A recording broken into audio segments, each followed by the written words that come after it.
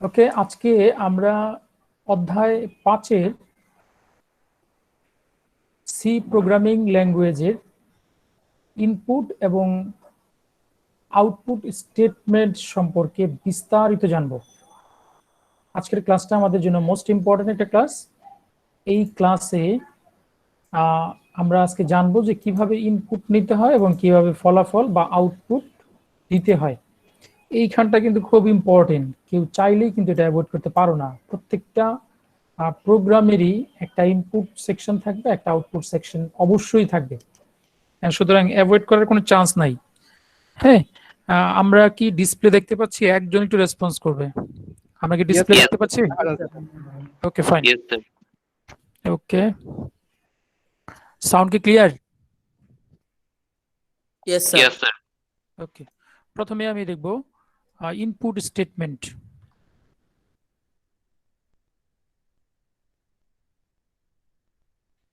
লেখাটা একটু বড় করে দিচ্ছি তোমাদের বোঝার সুবিধার্থে। আমরা লিখেছি ইনপুট স্টেটমেন্ট।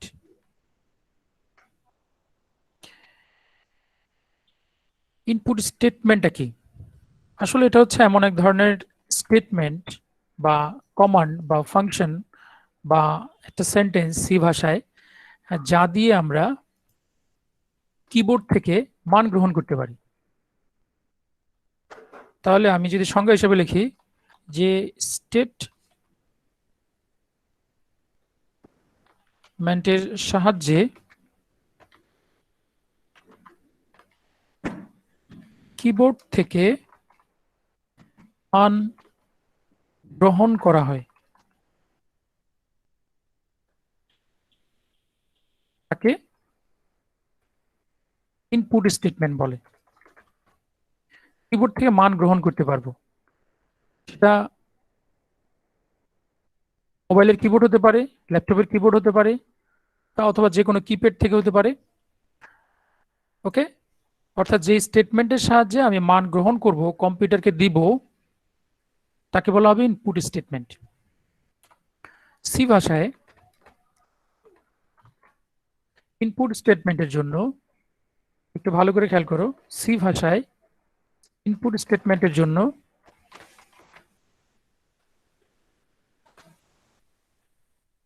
স্ক্যানএফ একটা ফাংশন আছে। SCANF, স্ক্যানএফ মানে এটা হচ্ছে স্ক্যান ফাংশন। স্ক্যানএফ ফাংশন ব্যবহার করা হয়। আমি একটু ডিটেলস পড়বো, লিখে নেই।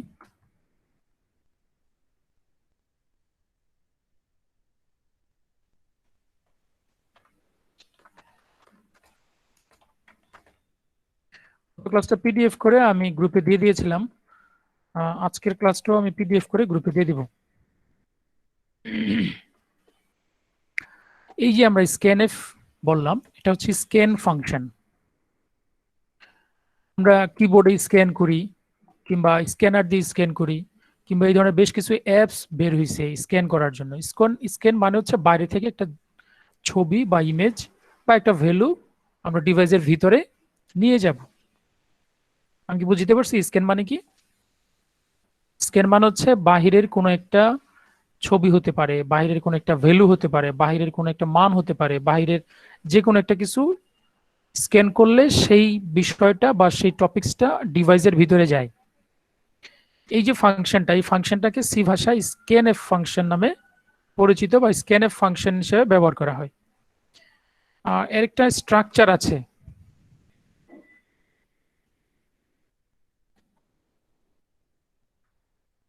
স্ক্যানএফ এর একটা নির্দিষ্ট স্ট্রাকচার আছে বা গঠন আছে, একটু ভালো করে খেয়াল করো।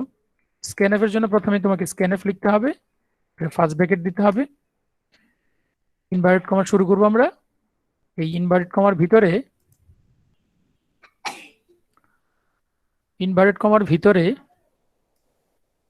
আমাকে দিতে হবে ফরম্যাট স্পেসিফায়ার।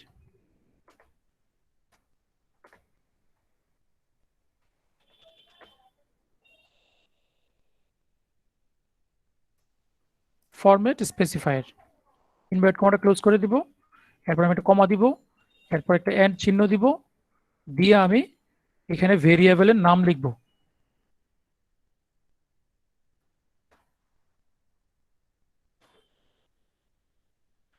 সেটা দেখতে অনেক কঠিন মনে হচ্ছে তোমাদের কাছে। আমি একটু এক্সাম্পল দিয়ে তোমাদের সহজ করে দিচ্ছি। এক্সাম্পল দিচ্ছি, হ্যাঁ।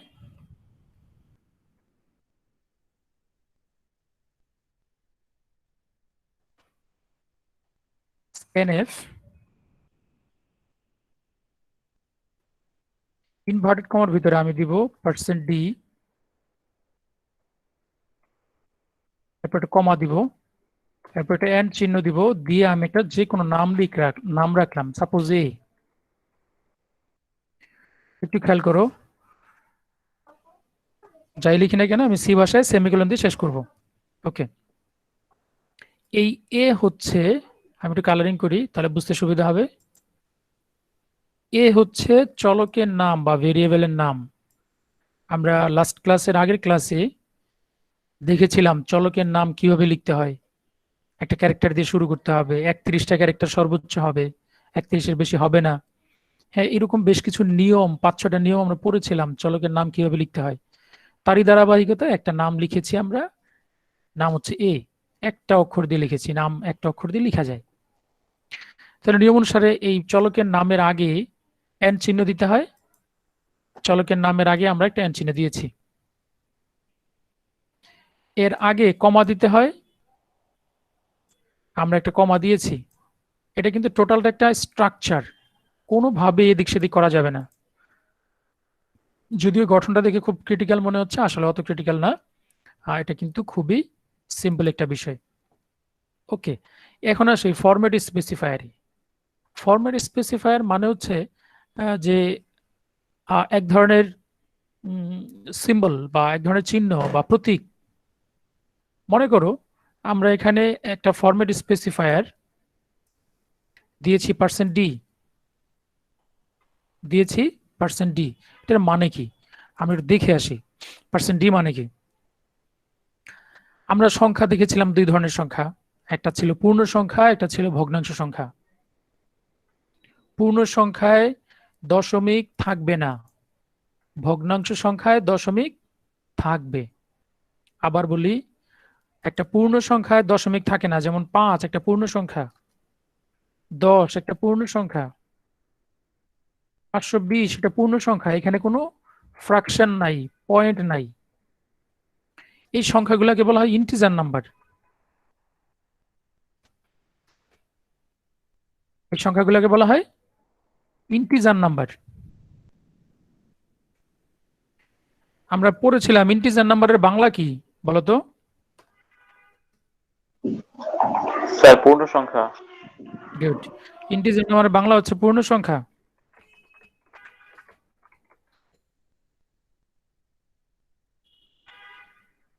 যাকে কম্পিউটার, খুব ভালো করে খেয়াল করো, যাকে কম্পিউটার বা সি প্রোগ্রাম আইএনটি নামে হিসেবে চিনে।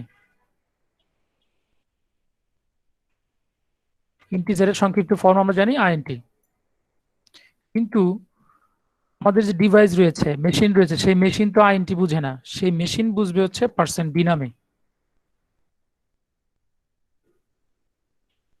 আবার বলি, এই যে পূর্ণ সংখ্যাগুলো আমি দেখছি, এগুলো এক্সাম্পল দিয়েছি, 5, 10, 520 এরকম দশমিক ছাড়া যে সংখ্যাগুলা, এদেরকে ইংরেজি ভাষায় বলা হয় ইন্টিজার নাম্বার। বি কেয়ারফুল, ইংরেজি ভাষায় বলা হয় ইন্টিজার নাম্বার। বাংলা ভাষা বলা হয়, একজনকে রেসপন্স করো, বাংলা ভাষায় কি বলা হয়? পূর্ণ পূর্ণ সংখ্যা। সংখ্যা। পূর্ণ পূর্ণ সংখ্যা। সংখ্যা। গুড। ইন্টিজার নাম্বারের সংক্ষিপ্ত ফর্ম হচ্ছে আইএনটি, কম্পিউটারের ভাষায় হচ্ছে %d। এটি হচ্ছে ফরম্যাট স্পেসিফায়ার। এই যে দেখো, কম্পিউটারের ভাষায় যেটা বুঝবে সেটা হচ্ছে ফরম্যাট স্পেসিফায়ার। আমরা এখানে ফরম্যাট স্পেসিফায়ার হিসাবে %d ব্যবহার করেছি। যখনই তুমি %d দেখবা, যখনই তুমি %d দেখবা, তখনই তুমি বুঝবা ইংরেজিতে একে বলা হবে ইন্টিজার নাম্বার, বাংলায় বলা হবে পূর্ণ সংখ্যা, কম্পিউটারের ভাষায় বলা হবে আইএনটি। কম্পিউটার যেটা বুঝবে সেটা হচ্ছে %d। ওকে, আমি আরো একটা এক্সাম্পল দিচ্ছি। 1020 কি ধরনের সংখ্যা হবে বলতো? ইন্টিজার। ইন্টিজার সংখ্যা হবে। বাংলা ভাষাকে কি বলা হবে? পূর্ণ পূর্ণ সংখ্যা। সংখ্যা। বাংলা ভাষায় বলা হবে পূর্ণ সংখ্যা। গুড। ইংরেজি ভাষায় কি বলা হবে? Integer Integer. Number. Integer number. Bangla ভাষায় বলা হবে পূর্ণ সংখ্যা। কম্পিউটারের ভাষায় বলা হবে কি? Percent d. Percent d. Percent. আর কোনো কনফিউশন আছে পার্সেন্ট ডি নিয়ে? No sir. কনফিউশন থাকলে বলো। আমি আরেকটা এক্সাম্পলে যাচ্ছি। 3.1416 অথবা এরকম হতে পারে 10.25, এরকম হতে পারে। এই সংখ্যাগুলা কিন্তু ইন্টিজার নাম্বার থাকবে না। এই সংখ্যাগুলা কিন্তু তখন ভগ্নাংশ সংখ্যা হয়ে যাবে। ভগ্নাংশ মানে হচ্ছে ফ্লোটিং পয়েন্ট নাম্বার। বাংলায় বলা হবে ভগ্নাংশ সংখ্যা।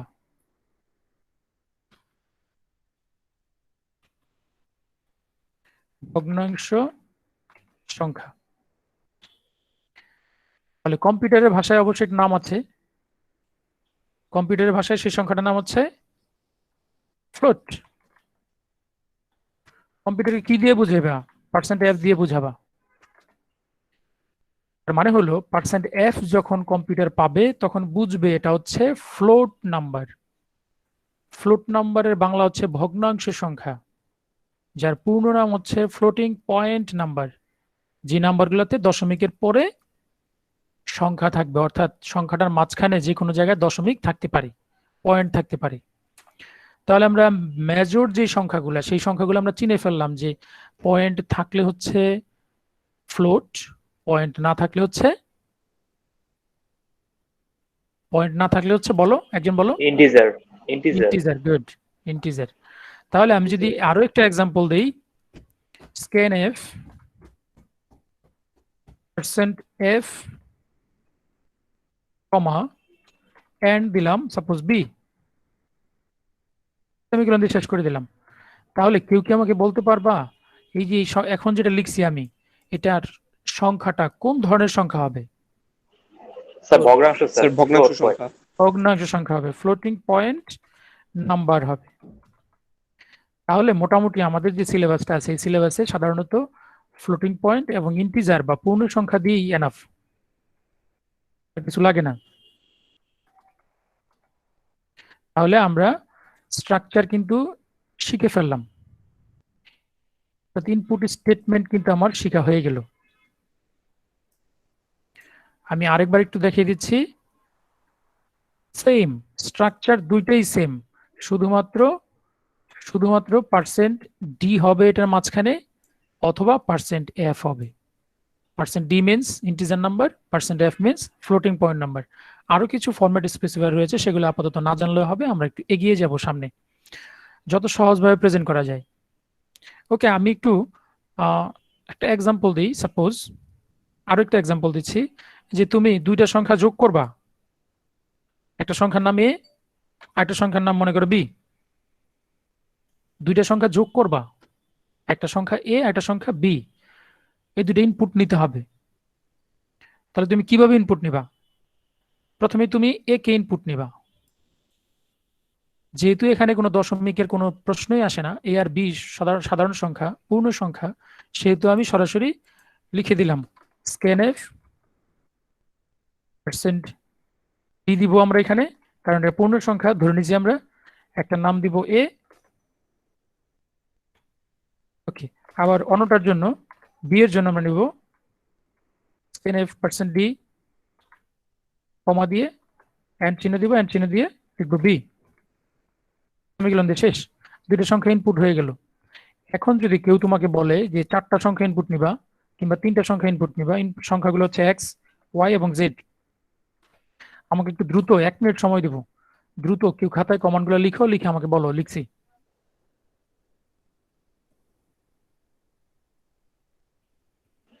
Sir scanf % d and x, scanf % d and y, scanf % d and z.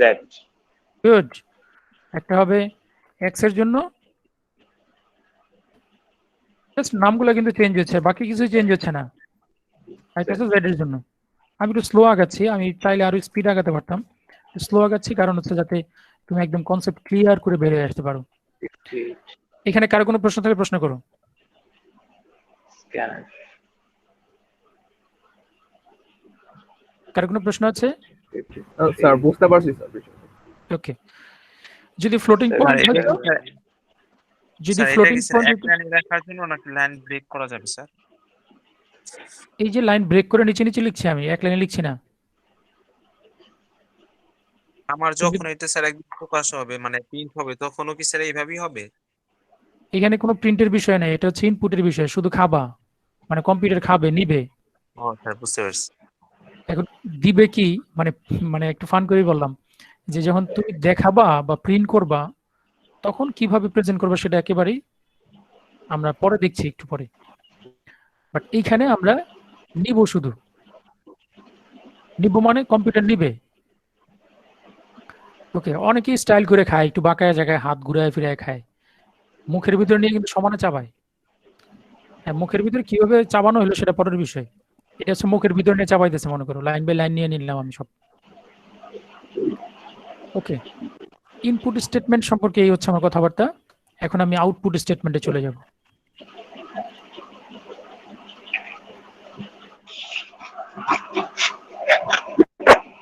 আমাদের আউটপুট স্টেটমেন্ট। এখন এই স্টেটমেন্টের সাহায্যে আর কিবোর্ড থেকে মান গ্রহণ করা হবে না,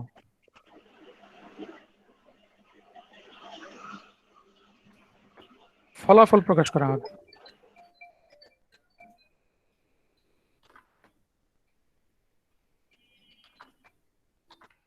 ফলাফল প্রকাশ করা হয় তাকে আউটপুট স্টেটমেন্ট বলে। যে স্টেটমেন্টের সাহায্যে ফলাফল প্রকাশ করা হয় তাকে আউটপুট স্টেটমেন্ট বলে। নামের সাথে কেমন একটা সংজ্ঞা, একটা সুন্দর সম্পর্ক আছে। এই আউটপুট স্টেটমেন্টের জন্য তোমাকে প্রিন্টএফ ফাংশন ব্যবহার করতে হবে। প্রিন্টএফ, আউটপুট স্টেটমেন্টের জন্য আমাদের প্রিন্টএফ ফাংশন ব্যবহার করতে হবে। এখন আমার এই প্রিন্টএফ এরও একটা স্ট্রাকচার আছে।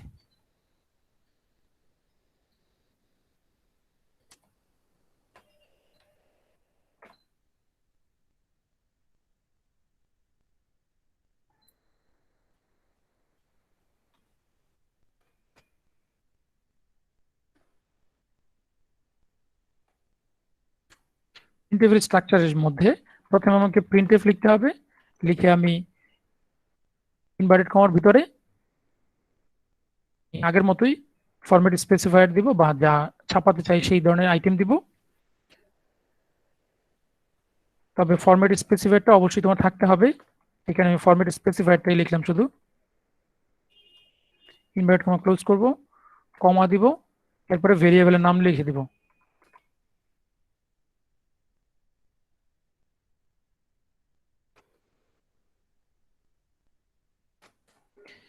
এটাও তোমার দেখতে একটু পিকুলিয়ার মনে হচ্ছে, আসলে পিকুলিয়ার না। আমি একটু এক্সাম্পল দিচ্ছি। প্রথমে প্রিন্টএফ থাকছে, প্রিন্টএফ থাকার পরে আমরা এখানে %d দিব আগের মতো, অথবা %f দিব। %d দিয়ে দেখলাম, কমা দিলাম, যে কোনো একটা নাম দিলাম, মনে করে এ। অথবা আরো একটা এক্সাম্পল আমি দিচ্ছি, printf ইনভার্টেড কমার ভিতরে %f, কমা দিয়ে যে কোনো একটা নাম দিলাম এ, সাপোজ। এখন ইনপুট এবং আউটপুটের মধ্যে পার্থক্যটা কি, কেউ একটু বলতে পারবো আমাকে? কি নাই এখানে? ইনপুটে ছিল বাট এখানে নাই। Comma sir. চিহ্নটা এইখানে একটা এন্ড চিহ্ন থাকার কথা ছিল ইনপুটে, এইখানে এন্ড চিহ্নটা নাই। এই হচ্ছে পার্থক্য, আর কোনো পার্থক্য নাই। Same %d means integer number, %f means floating point number, same থাকছে, কিন্তু শুধুমাত্র এন্ড চিহ্নটা নাই। ওকে, আমি যদি এখন তোমাকে বলি যে সাম একটা ভেরিয়েবল বা ফলাফল এটার মধ্যে আছে, এটা তুমি সি ভাষায় কিভাবে কমান্ড লিখবা ফলাফলের জন্য, কেউ কি আমাকে একটু হেল্প করবা?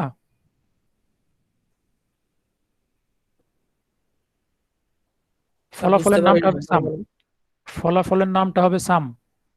তাহলে কমান্ড কি হবে? স্টেটমেন্টটা কি হবে?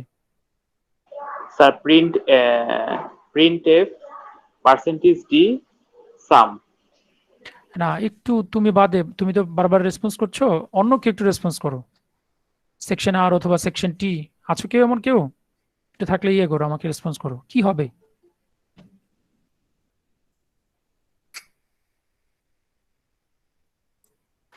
Okay, printf %d, printf bracket d তারপর সাম। নামের জায়গায় সাম হবে, আর কিছুই না।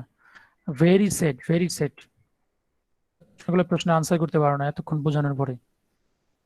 ওকে, আমি আরো একটা এক্সাম্পল তোমাদের কাছ থেকে নিব। মনে করো এরিয়া মানে ক্ষেত্রফল, এটা ফ্লোটিং পয়েন্ট নাম্বার বা দশমিক আছে মনে করো রেজাল্টে। রেজাল্ট মনে করো এরকম 21.45 সাপোজ। এটার রেজাল্ট কিভাবে আমি লিখবো? কমান্ডটা কি হবে? 21.45 এটা আসছে কিংবা আসতে পারে, পয়েন্ট আছে, তাহলে আমি কিভাবে লিখবো কমান্ড? স্টেটমেন্টটা কিভাবে হবে? printf পার্সেন্টেজ এফ কমা তারপর হচ্ছে printf area। Printf inverted comma %f কমা তারপর সাম। %f কেন হইলো? তুমি বাদে অন্য কেউ একজন বলো। এরিয়া হবে স্যার, এরিয়া হবে। আচ্ছা, এরিয়া হবে, হ্যাঁ। তুমি বলো %f কেন হইলো? স্যার এখানে দশমিকের দশমিক কারণে আছে। স্যার, ফ্লোটিং পয়েন্ট স্যার, এটাই কারণে। ওকে, ফাইন। ফ্লোটিং পয়েন্টস আর নশো মিটার। আমি আমি একটু বলি, কথা বলা একটা আর্ট। যে মানুষ যত সুন্দর করে কথা বলতে পারবে সে কিন্তু তত বেশি আর্টিস্ট হবে, তত বড় আর্টিস্ট হবে। তোমরা যে বোবার মতো ক্লাসগুলো কিন্তু হবে না। কোনো প্রশ্ন থাকলে প্রশ্ন করতে হবে, কোনো কিছু জানার থাকলে জানতে হবে, কথা বলা শিখতে হবে, কথা বলতে হবে। প্লিজ একবার ঘাপটি মেরে বসে থাকো না। তোমাকে একটা ব্যাংকের দায়িত্ব দিল, আর তুমি একটা বড় ব্যাংক, মনে করো ওয়ার্ল্ড ব্যাংকের তুমি ডিরেক্টর হইলা, তুমি বসে রইলা চুপ করে জিম মেরে, তাহলে তো হবে না, তোমাকে কথা বলতে হবে। ওকে, আমরা আরো একটা ভেরিয়েবল সাপোজ মনে করো Z. Z is one kind of integer number. How can we write the statement of C language for output result? বলো কি হবে এটা? আমি বলবো স্যার। বলো। Sir printf printf inverted comma %d % d, inverted comma close করে দিব, তারপর কমা দিব, তারপর z। Good, fine. এই হচ্ছে আমার একটা ইন্টিজার নাম্বারের জন্য রেজাল্টের স্টেটমেন্ট। এখন আমি যদি তোমাকে বলি ইনপুট স্টেটমেন্ট এবং আউটপুট স্টেটমেন্ট একটা কম্পারিজন তৈরি করো বা একটু লিখো, তাহলে আমি এরকম লিখতে পারি। সাপোজ আমি এখান থেকে কিন্তু কপি করে নিয়ে আসতে পারি যে ইনপুট, প্রথমে আমরা ইনপুট স্টেটমেন্টের সংজ্ঞা নিয়ে আসলাম।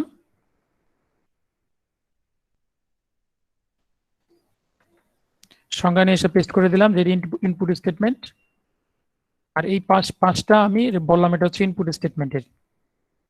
এই স্টেটমেন্টের সাথে কিবোর্ড থেকে মান গ্রহণ করা হয়, তাকে ইনপুট স্টেটমেন্ট বলে। আমি আমার কিছুক্ষণ আগে পড়ার থেকে আমি সমস্ত কম্পারিজনটা রেডি করছি, একটু দেখো তোমরা। সংজ্ঞা দিলাম, এই সাইডের উপরটা আমি বলে দিলাম এটা হচ্ছে output statement.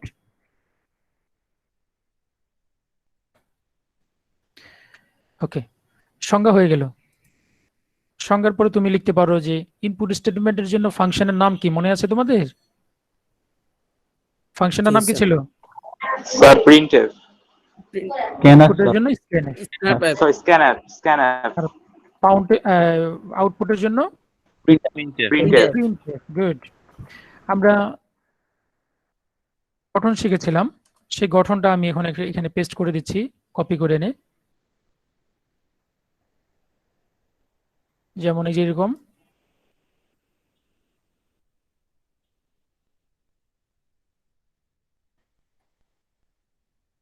scanf format specifier and চিহ্ন দিয়ে আমি একটু নিচে নামিয়ে দিচ্ছি, তাহলে তোমাদের বুঝতে সুবিধা হবে।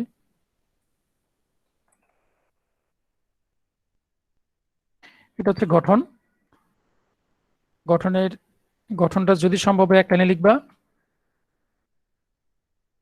তাহলে বুঝতে সুবিধা হবে।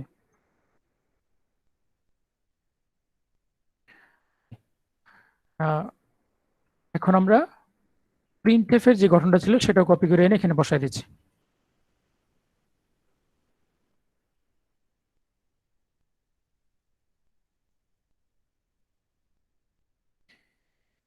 ওকে, তাহলে হয়ে গেল। তিনটা কম্পারিজন কিন্তু আমাদের হয়ে গেছে, একটা ফাংশনের নাম দিলাম আর একটা গঠন দিলাম। এরপরে তুমি যদি আরো একটা শিখে রাখতে চাও তাহলে একটা মানে ইয়ে দিয়ে দিবা, এক্সাম্পল দিয়ে দিবা। যেমন মনে করো scanf %d এই নামের একটা ভেরিয়েবল আমরা পড়লাম। printf এর বেলায় একটা এক্সাম্পল তুমি দিয়ে দিতে পারো। আমি জাস্ট এতক্ষণ যে আলোচনা করলাম সেখান থেকে সামারি নিয়ে আসতেছি।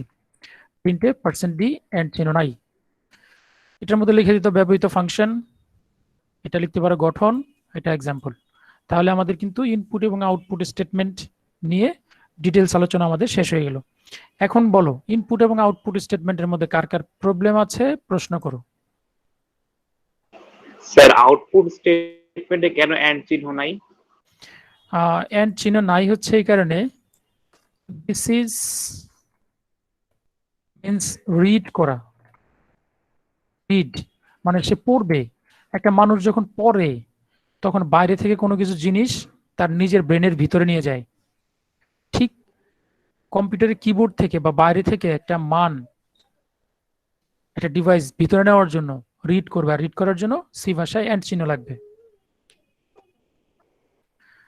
যেহেতু পড়ার জন্য বা নেওয়ার জন্য শুধু রিড করা লাগে, বাট যখন তুমি দিবা তখন রিড করবা না, তখন তুমি এটা ডিসপ্লে করবা। যেমন printf এর যে ফাংশনটা আছে এখানে কিন্তু তোমার নেওয়ার কোনো বিষয় নাই, দেওয়ার বিষয়, দেখানোর বিষয় সবাইকে, সুতরাং এখানে রিড করারও বিষয় নাই, এই কারণে এখানে এন্ড চিহ্ন নাই। আর এই টোটালটাই হচ্ছে একটা স্ট্রাকচার, মানে একদম ফিক্সড সূত্রের মতো, এখানে বিন্দু পরিমাণ ব্যত্যয় করতে পারবা না, থাকতেই হবে এতটুকু। আর কারো কোনো প্রশ্ন?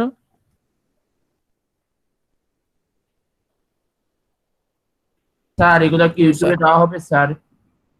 ইউটিউবে দেওয়া হবে কিনা আই ডোন্ট নো আপাতত। তুমি এখানে কারো কোনো প্রশ্ন আছে কিনা সেটা বলো। ইউটিউবের আশায় তুমি এখানে ক্লাসে লেজিনেস থাকলা কিংবা ঘুমায় থাকলা তাহলে হবে না, এইখানেই বুঝে যেতে হবে। ইউটিউবে থাকবে, ইউটিউবে তোমরা জানো, সবাই জানো যে সায়েম ফরাজি, SAYM FORAZI আমার একটা চ্যানেল আছে, সেখানে প্রত্যেকটা ক্লাস আমি আপলোড করি। But সেখানে কিন্তু তোমার প্রশ্ন উত্তরের কোনো সিস্টেম নাই, তুমি প্রশ্ন করবে আমি উত্তর দিব, ওইখানে কিন্তু সিস্টেম নাই।